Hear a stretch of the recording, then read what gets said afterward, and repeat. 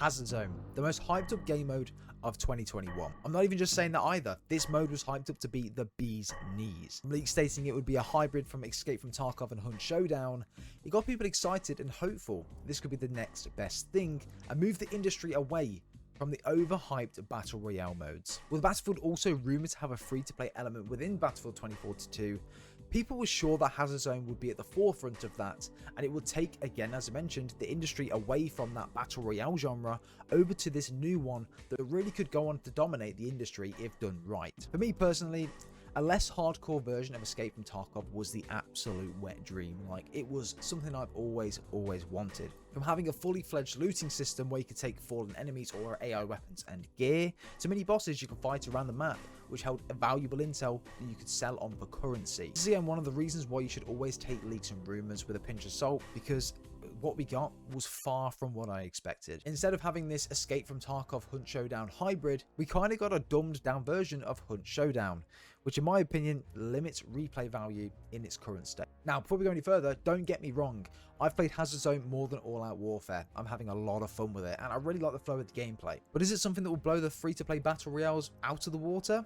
No, not at all. After the Hazard Zone reveal trailer, I was left feeling kind of underwhelmed. Like, I had a vision of what this mode could be like, and when the realization had hit that I'd been had by the leaks, my hype began to slowly die down. This was 100% my fault, and one of the huge reasons why you should always take leaks with a pinch of salt, because again, they're not always guaranteed to be correct. And of course, as in this scenario, they can sound a lot better than what the final product is going to be, leaving you really underwhelmed. But for me, Hazard Zone could have been much more, and in my opinion, if executed correctly and in the way that I thought it was going to be, it could have been the next best thing in gaming since the Battle Royale. And of course, with Hazard Zone not having its own dedicated map and it relying on all of the All Out Warfare maps, by the way, there's 7 All Out Warfare maps, with it relying on all 7 of those maps to essentially allow you to play the game and have fun, which I think, to be honest, is a huge opportunity. And if it did have its own map, it would have completely changed the way the mode played. The player base could get burnt out on the same maps and content over and over again very quickly. But within Hazard Zone, the objective is to collect as many data drives as possible around the map,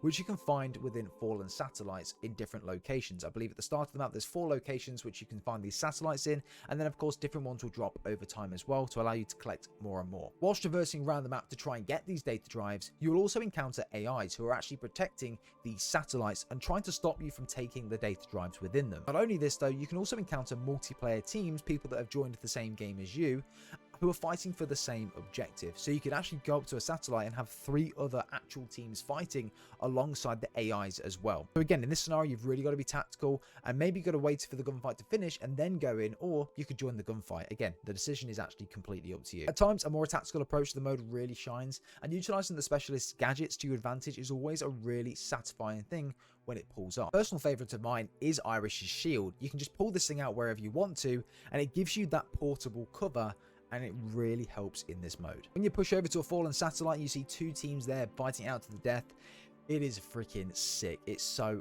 cool. And again, playing with a squad of pals and technically trying to approach these gunfights, figuring out what the best approach is to do it. Should I challenge them now? Should I wait? Should I hold off? Or should we flank?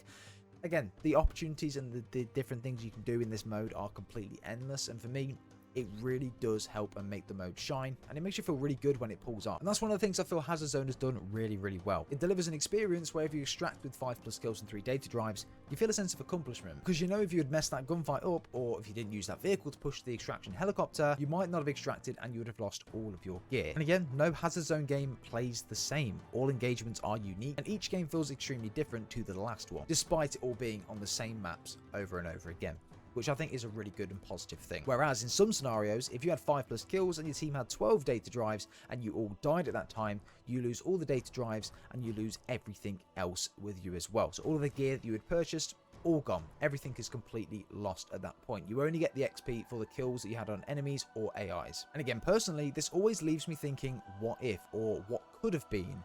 If I didn't push that team, what could I have done, or how many credits could I have got? So it does make you feel going into the next match that you've got to play more tactically and more cautiously. Then of course, when that does pay off in the next game, you feel that sense of accomplishment that, to be honest, I don't feel for many games. In my opinion, Hazard Zone is a really positive start in its current state. Do I think the mode is the answer to defeating Battle Royales? No, I don't think Battle Royales will ever be defeated, and I think that they'll continue to carry on and evolve and be the next big thing. But do I think it's a start? Absolutely. It shows other AAA developers that not every game needs a battle royale, to be honest, and to be honest, I'm having a great time without one in this game. You are going to struggle playing this on your own because, again, communication in this mode is extremely key. And if you're coming against a squad of 4 players who are all communicating with each other and it's just you against 3 random other people, you are really going to struggle to do well. So if you've tried Hazard Zone out and you've only played it on your own or with another friend, you may have had a bad experience with it because, again, you are going to be coming against people who are communicating in groups of 4. Maybe try and play it with a group of 4 and then make your final decision. But if you can't do that, then of course, you may not be able to fulfill the full Hazard Zone experience. Not to mention there's no game chat in this game, so you literally can't even talk to your teammates even if you wanted to.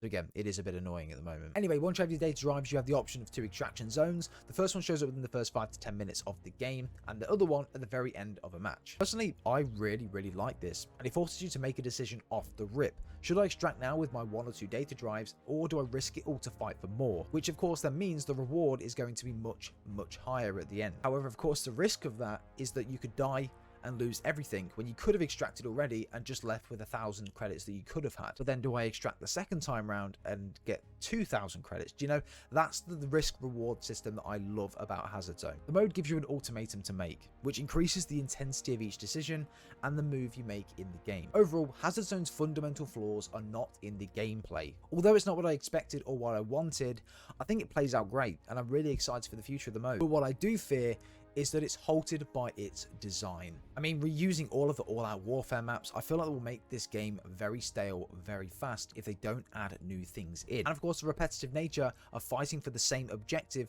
over and over again, which, to be fair, with the only reward being currency to buy weapons. In the likes of Escape from Tarkov, yes, the objective is the same every time. You go into a match, you loot, you try and get new gear, and you extract. It's very simple.